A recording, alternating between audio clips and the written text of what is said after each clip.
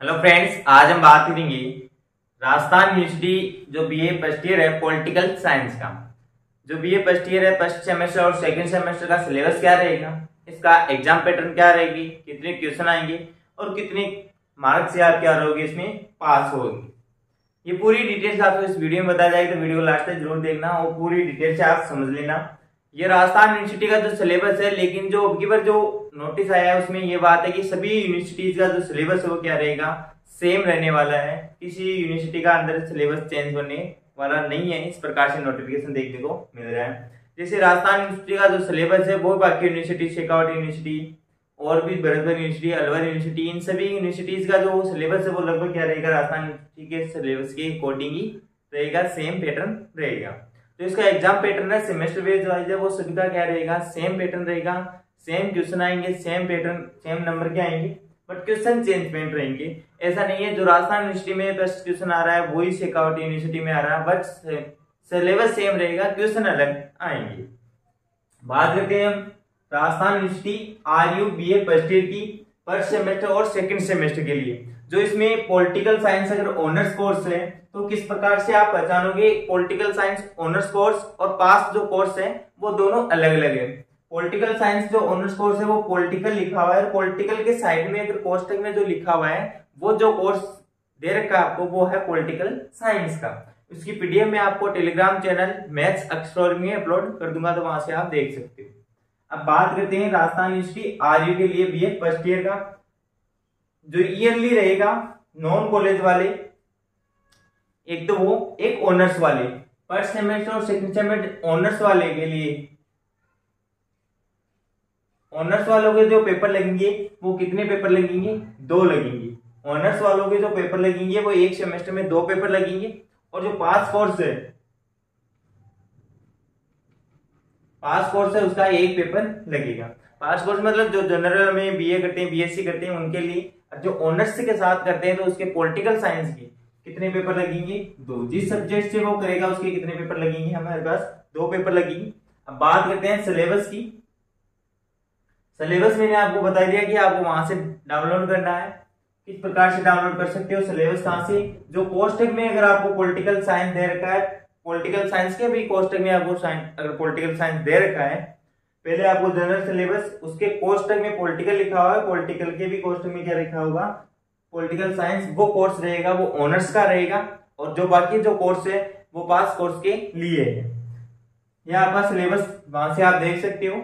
अब एक पैटर्न के लिए अगर हम बात करें तो सबसे पहले जो यूनिट आएगी वो तो इतनी आएगी, 4 यूनिट। अब की बार जो यूनिट की गई है वो कितनी कर दी गई है, 4 यूनिट कर दी गई है। पहले जो हमारी यूनिट आती थी 5 यूनिट आती थी, लेकिन अभी जो यूनिट है वो कितनी है, 5 यूनिट है, सॉरी 4 यूनिट है। अब जो इसका एग्जाम पैटर्न है, एक जो क्वेश्चन पेपर है वो कितने नंबर का होगा, 150 नंबर का होगा। 150 नंबर का जो कोर्स एक पेपर रहेगा, इसको भी 2 भागों में क्या गया है, डिवाइड किया गया है। यानी इसको 20% और इसको 80%। 20% का मतलब है 30 नंबर और 80% का मतलब है 120 नंबर। अब ये जो 30 नंबर है हमारे, जो 10th लेवल और 12th लेवल पर जो हमारी जैसे लगते थे, 20 नंबर का हमारा क्या लगता था, जो यहाँ से शेड्यूल होकर तैयार होकर जाती थी, जैसे प्रैक्टिकल या फिर टेस्ट लगते थे, किस प्रकार से व्यवहार है, किस प्रकार से टीचर के साथ उनका व्यवहार है, उस प्रकार से जो नंबर आते थे उनको बोलते हैं सीए। इसको बोलेंगे EOSE, 120 नंबर। और कंटिन्यूस एप्लीकेशन तो ये 30 नंबर का हो गया। इसमें कौन कौन से हमारा टेस्ट भी आ जाएगा, कॉलेज में अन्य जो गतिविधियां होती है उनमें किस प्रकार से भाग लिया जाता है, 75% अटेंडेंस होती है नहीं होती है, टीचर के साथ उसका किस प्रकार से व्यवहार है, ये 30 नंबर यहाँ से। अब आपको ध्यान रखना, आपको यहाँ भी पास होना पड़ेगा और यहाँ से भी पास होना पड़ेगा, दोनों जगह आपको अलग अलग पास होना जरूरी है। तो यहाँ से भी आप देख सकते हो 120 को भी फिर कितने भागों में डिवाइड किया गया है, 3 भागों में डिवाइड किया गया है। यहाँ इसको 3 भागों में डिवाइड किया गया है। तो फर्स्ट जो भाग है वो किससे आएगा, फर्स्ट भाग में 10 क्वेश्चन आएंगे। कितने क्वेश्चन आएंगे, 10 क्वेश्चन आएंगे। और एक जो क्वेश्चन रहेगा, यह 10 क्वेश्चन है, एक क्वेश्चन है वो 2 नंबर का रहेगा। फर्स्ट कंपल्सरी रहेंगे ए, बी और सी, इस प्रकार से 3 पार्ट मिलेंगे। तो ये कितने नंबर का हो जाएगा हमारे पास, 20 नंबर। ये हमारे पास कितने नंबर का होगा, 20 नंबर का होगा। फिर जो बी पार्ट है 8 क्वेश्चन आएंगे, इसमें कोई चॉइस नहीं मिलेगी। बी पार्ट है उसमें आपको 8 क्वेश्चन आएंगे।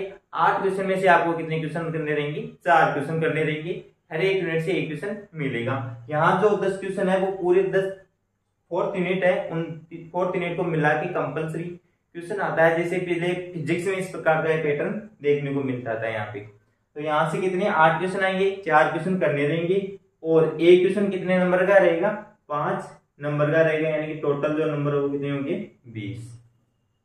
अब पार्ट सी में इस प्रकार के 8 क्वेश्चन आएंगे और वो 8 क्वेश्चन में से 4 क्वेश्चन करने रहेंगे, लेकिन वो काफी लेंथी रहेंगे, बड़े क्वेश्चन रहेंगे।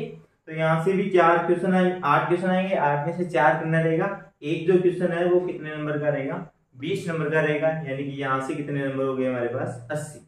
टोटल जो नंबर है वो हमारे पास कितने हो रही है, 120 नंबर हो रहे हैं। अब यहाँ से आपको कितने नंबर लाने हैं और यहाँ 30% से आपको कितने नंबर लाना है, किस प्रकार से आप पास हो सकते हैं। यहाँ से अगर आपको लाना है 120 में से आपको 48 नंबर लेकर आना है पास के लिए। बात करते हैं पासिंग मार्किंग की, तो आपको 120 में से तो कितने लेकर आने हैं, 48 नंबर पे आप क्या हो जाओगे, पास हो जाओगे। और 30 में से कितने लेकर आने हैं आपको, 12 नंबर। 30 में से अगर आप 12 नंबर लेकर आते हो तो आप पास हो जाओगे, और 120 में से अगर आप 48 नंबर लेकर आते हो तब आप क्या होगे, पास होंगे। अगर इनसे कम नंबर रहते हैं तो आप फेल हो जाओगे। याद रखना दोनों में अलग अलग पासिंग मार्किंग दे रखी है, तो अलग अलग ही आपको पास होना पड़ेगा, इस प्रकार से नहीं है। टोटल जो नंबर आपके वो कितने हो जाएंगे, मिनिमम 60। यहाँ से ये बात देखने को मिल रही है, लगभग आपके अगर 60 पर अगर आप पास मार्किंग हो रहे हो तो लगभग आपको 40% तो मन ऐसे ही बन जाएगी। अब बात करते हैं यहाँ पे बुक्स की, तो बुक्स किस प्रकार से पढ़ेगी। जो पुरानी वाली बुक है वो भी आप क्या कर सकते हो, पढ़ सकते हो।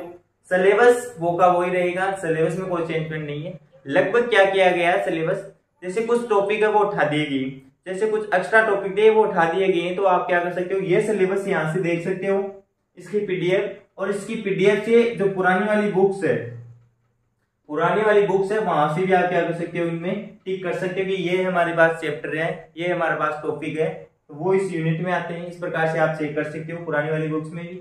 या फिर जो न्यू जो बुक अगर आप लेना चाहते हो, सिलेबस के नीचे सिलेबस की जो पीडीएफ है उसके नीचे क्या दे रखा है, बुक्स को मेंशन कर रखा है कि कौन सी बुक आप पढ़ सकते हो, कौन सी बुक बेस्ट है, सारी बुक की डिटेल आपको दे रखी है। तो वहां से आप सिलेबस के पीडीएफ में नीचे जाके आप क्या कर सकते हो, देख सकते हो।